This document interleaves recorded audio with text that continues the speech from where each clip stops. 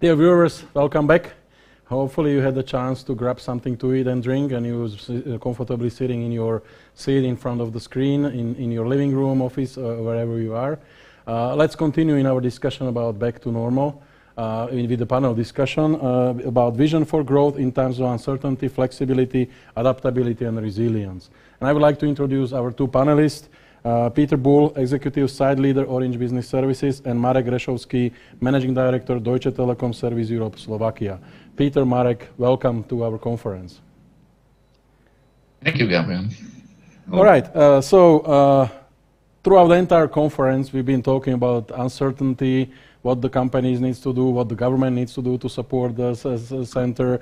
We had two presentation keynotes where they spoke about automation on one side, on the other side, Adam spoke about the landscape of the Central and Eastern Europe. You guys are here to really talk about the flexibility. In our survey, we really talk about that business service centers being really resilient to any disruption. Companies really went for almost seamlessly into the remote or virtual mode. So how you see the situation?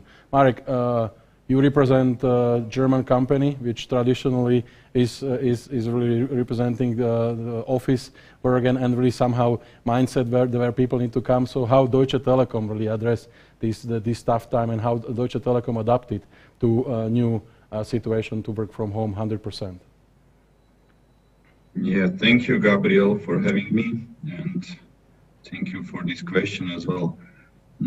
I would say it's first of all too early to make some conclusions because we see that the COVID period itself is still not over, but of course we can share already first observations and also our reactions to the COVID situation and to sort of remote work.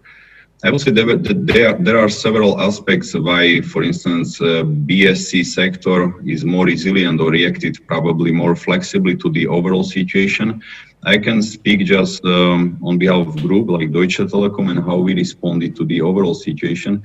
But I would see several aspects of that, maybe a better response or reaction, and so that business service center sector doesn't feel maybe so much of negative impact. I would say, first of all, we talk here about the service, which not only can be provisioned online, but often it is provisioned only online from business services. And I would say this was also a key element. So we are used to work online also with our customers. So we have this interaction. So I would say this was nothing new for us. So this made our life easier here.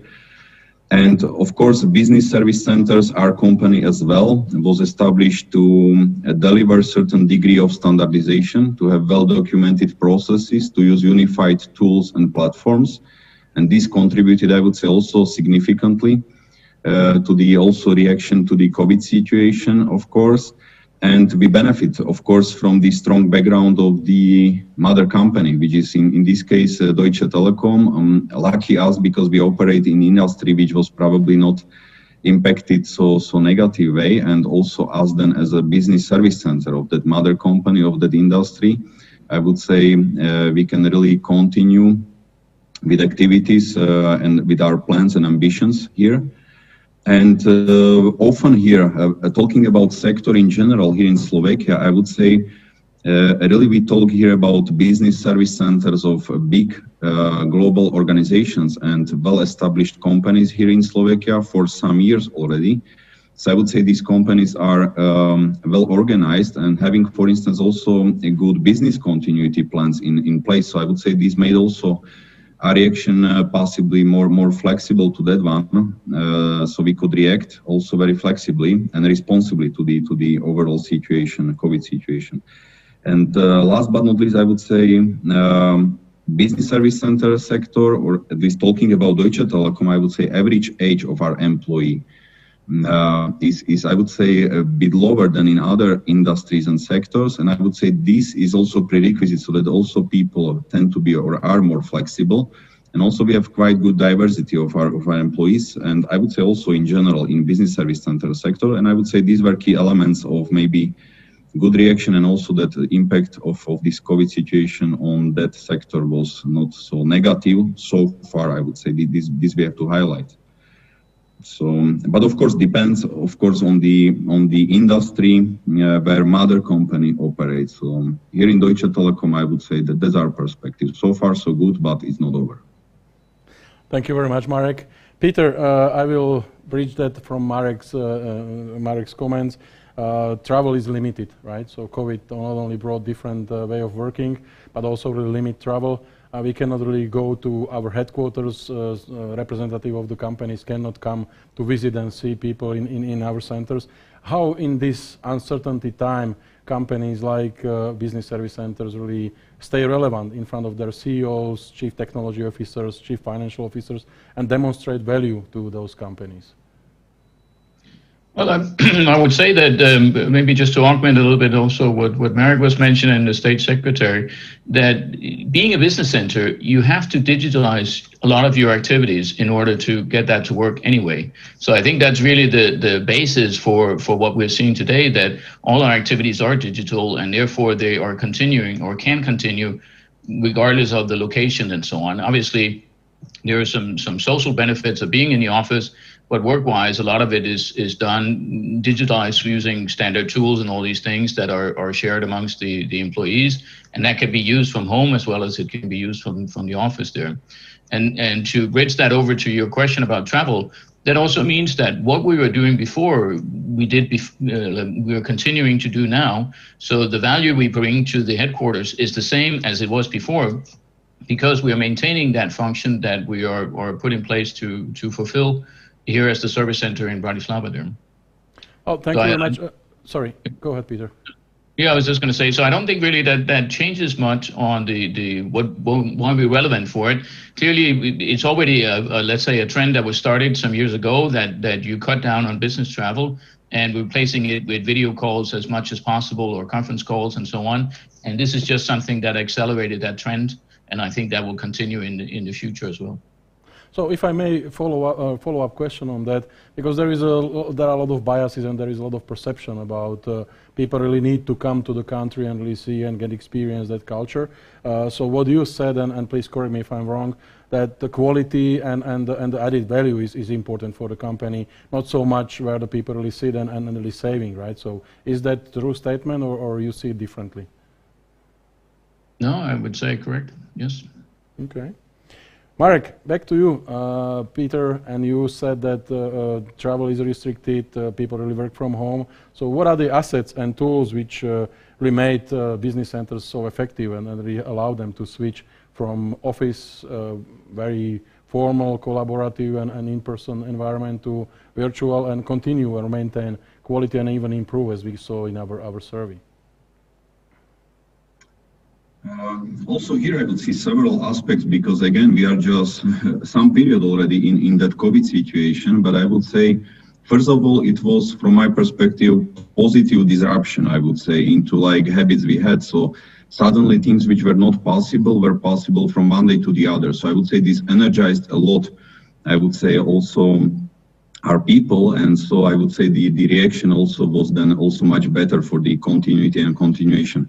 What, however, will be challenged to sustain that one, because I think we are still not over, as I already said. So we will have to think about like new ways of leadership, how to motivate, probably encourage people, how to support collaboration here. But what were key success factors, how to probably sustain or so far deliver on high level of quality and also on expectations which are here without any impact on results or quality here. But also I would say first key asset was really people, because also like they really made this possible. So there also flexibility as the reaction to the overall situation.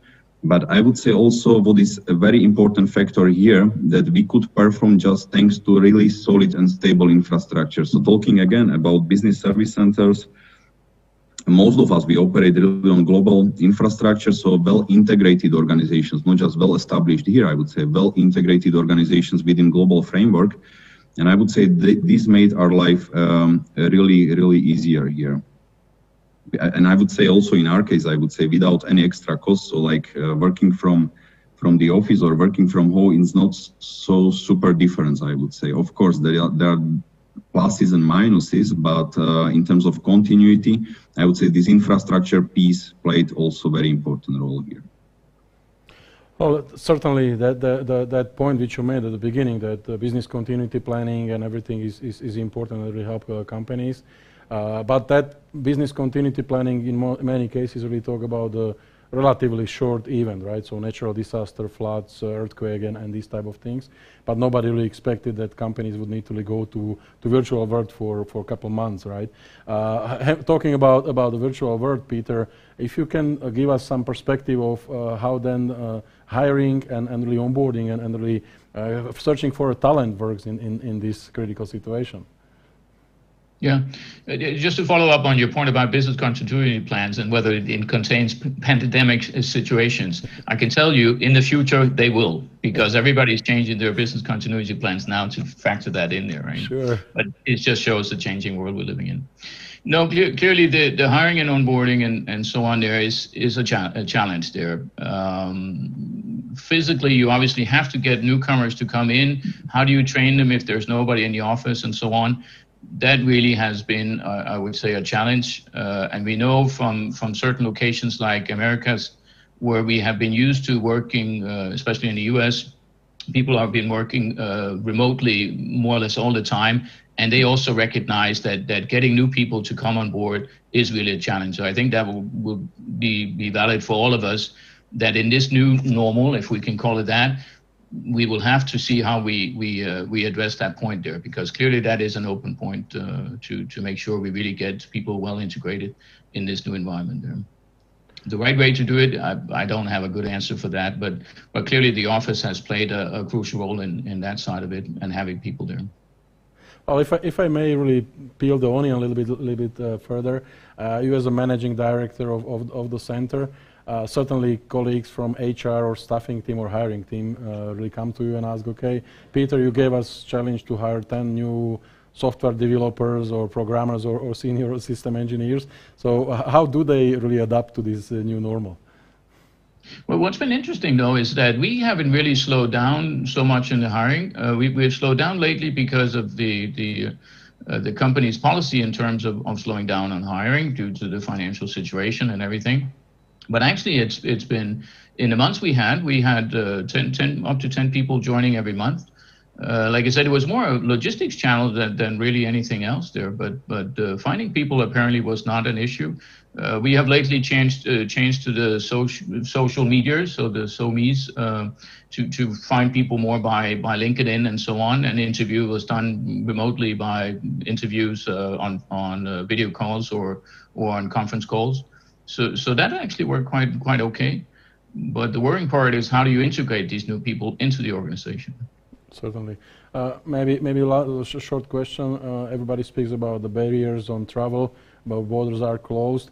I was having conversation with couple company representatives. They declare that they see increase of interest from the Slovaks or people who are in the country. Is this the same in Orange Business Services organization, or you still see more or less same balance, foreigners applying for the job as well as the local people?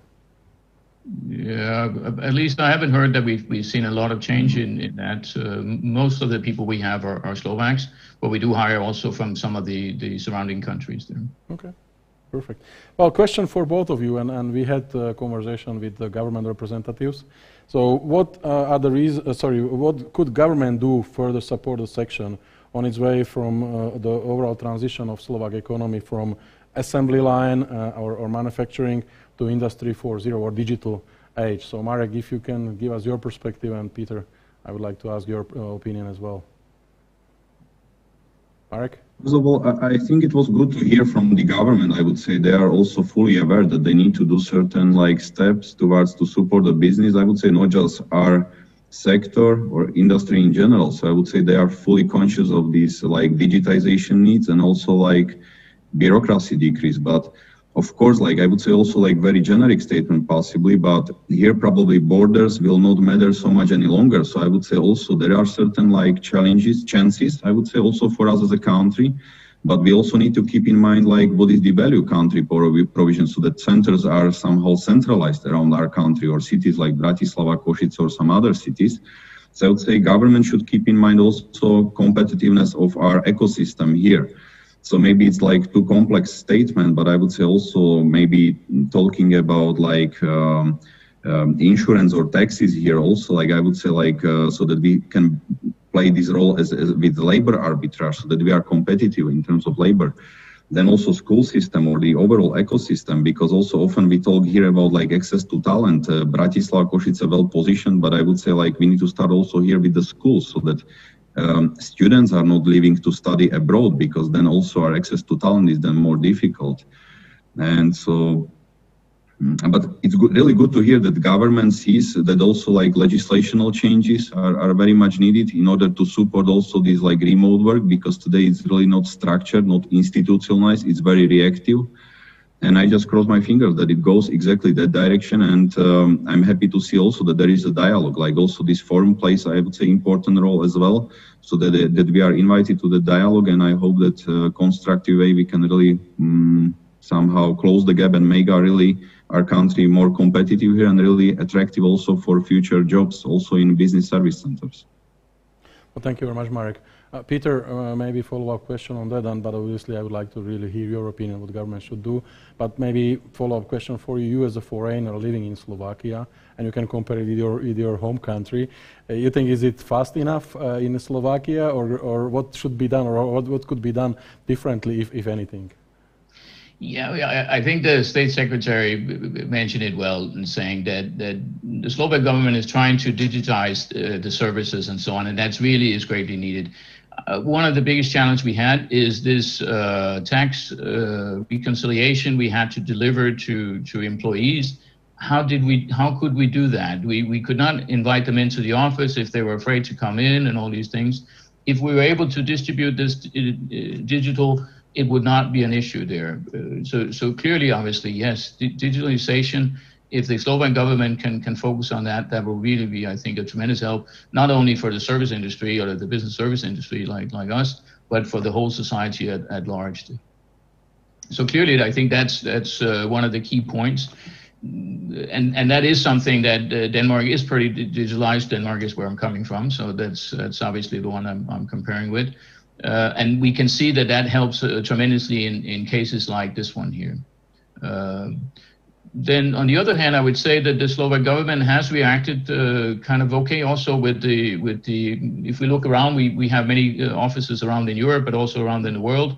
And we had places where they had lockdowns coming overnight where you could not move around and so on, and we were not able to get into the office and pick up PCs, for example, if they were there. Mm-hmm. There, I would say the reaction from the Slovak government was okay. And again, it looks like we have some good numbers, so that helped on it as well. But I really also give the credit to the Slovak government for handling that pandemic there in the beginning. I think that helped a lot on it there. Clearly, as we said, we hire from abroad, but the ability to get foreign people in is a challenge still. We covered before on these meetings here, and some promises are made to improve on it. I think it improved with the new office that was built out a little bit outside of Bratislava, but I think there's still room for improvement. Let's put it that way there. Yeah, foreign policy is always the subject of any survey, yes. And we ask employers like what is the number one issue when it comes to foreign nationals hires, and obviously the foreign office in Bratislava and the pace of processing this is certainly number one or number five cases or issues which the employees mention. We have a question from audience. Including center employees into the corporate culture and involving them in strategy decision will make the jobs more attractive. Equals attract better talent. So Marek, how you at Deutsche Telekom involve employees into corporate culture? There are also like several answers, but just maybe very simple answer to that one, like to make also like purpose very transparent, who we are, what we are going to achieve, how we support, how we create value for, I would say, global organizations and so on, and really to make this story very consistent and very tangible for also all the people and how they can change and influence. I would say us as the business service center, I would say we play a really key and important role in this like digital transformation, I would say, and this sounds also very attractive, but it must be really tangible for our people. But I would say this is how we can onboard people, how we can also make them identified with our direction and strategy as well. So transparency, consistency, and also clear target setting, and also then identification of certain profiles and onboarding them successfully. Thank you very much. Peter, you mentioned that in your earlier remark that there were some countries which really locked down environmentally, protected people movement from the night to morning, right, or evening to the morning. If you can give us some perspective from Slovakia center, since COVID-19, what are the techniques and new approaches you have started in your center to engage employees and boost mental health in your company? Yeah, we've done it on two levels there. So a lot has been done from what we call the group level. As we know, we're part of the Orange Group, which, by the way, also includes Orange Slovakia, but we are the business-to-business arm. But there's been a lot of done on the company level, central level, to come up with training packages and all these things about how it is to work from abroad. What's interesting is that there was also different viewpoints of how much home office you were allowed to take. Luckily enough, we had already initiated that in Slovakia, so people were used to be able to work from home a certain amount of days. So going from a certain amount of days to fully work from home was not that a big change for it, and people were used to it. But I think some other speakers said that after a while, we also saw that people would like to come back again. So clearly the office still has its value for people. Maybe not so much that you sit there and you move paper around or share paper with your colleague, because that will be digitalized over time. Mm-hmm. But like I mentioned, the ability to brainstorm, the ability to be together, socialize a little bit, building up that corporate culture you're talking about there, that is difficult doing remote, as we said, training of new employees and all these things. So for sure, this will continue, and the office is. I know somebody's saying the office is dead. I don't think that to be true. It will be many years before that happens. All right. Question for both of you, and don't think that there are thousands of people really watching this conference. It's just between three of us, and it will stay private here. If you can share that. What do you think, and you touched it a little bit, depends on the industry and how the industry will look like, but from your perspective, you see in Central Eastern Europe shared services growing in next 3 to 4 years, be stable, flat, or declining? So what is your take or perspective on that? Not necessarily related to your company, obviously, but in general, you think that the environment and the ecosystem, everything is right, creating a lot of opportunities, specifically in Slovakia, or you think it will be really going different direction? So, well, if I look at it, because we actually have service centers around the world, specifically in India and also in Cairo. But we can see that, for example, the cost is increasing in India. It's not as cheap as it used to be. Mm-hmm. And if anything, this pandemic has shown us that, okay, it's good to produce things in China, but if the ships cannot sail or you cannot get it through the customs and so on, if you're missing ingredients for your medicine and all these things, essential things start to be difficult to make. And I think if anything, this pandemic had shown that localizing or regionalizing activities is probably going to be increased in the future. I think we already saw it a little bit with some of the manufacturing coming back to Europe because of the automation, the ability to use robots and so on. And I think that will also go for the regional office. I don't think in any way that India and the service center, the big service center down there is going to diminish. But I think the growth on their side is probably going to be a little bit less, because there will be more focus on being able to function regionalized rather than globalized. We see it also with travel. We have been able to travel in Europe, but you know, going to Singapore or going to the US, transatlantic travel is still very much restricted, right, or difficult to do. So clearly, I think there will be an increase, and Eastern Europe is still a good place to be, as far as seen from our side. So. Well, thank you very much, Marek. Your perspective on future of Central and Eastern Europe?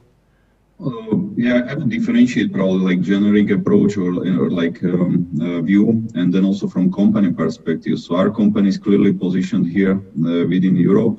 And talking from group perspective or Deutsche Telekom, I see big potential, and we are just executing certain ambitions and plans also to onboard new responsibilities and jobs into shared service as well.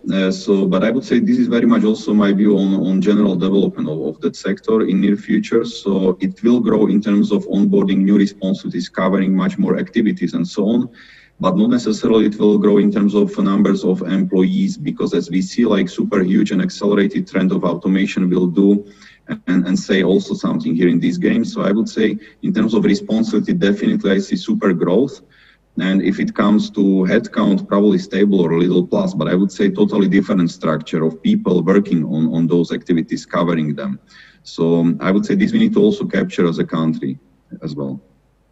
Well said, Marek Rešovský, Managing Director, Deutsche Telekom Services Europe, Slovakia, and Peter Bühl, Executive Site Leader, Orange Business Services. Thank you very much, Marek and Peter, for being with us. Thanks very much for enlightening us with your perspective on shared service centers, ability, adaptability, and new normal. And hope to see you soon or our next 7th annual conference in person. Thank you very much for being with us. Thank you. Thanks for having us. Dear viewers, as it says in one of the songs, this is it. Our program came to an end. Thank you very much for being with us. Thanks very much for really supporting Business Service Center Forum. Thanks very much to all AmCham team really making this conference happen. Namely Peter Rusinák, our chairperson or the support person from AmCham, Zuzana Totova for organizing this. And I would like to also really thank Creative Pro crew for really making this conference virtual. I hope you enjoyed. I hope you really had a really good time with us. Please don't forget that there are 2 virtual chat rooms with Tom and Adam. After we finish here, please log on, continue the discussion with them. Enjoy the rest of the day, and hopefully to see you soon in one of the next events. Take care.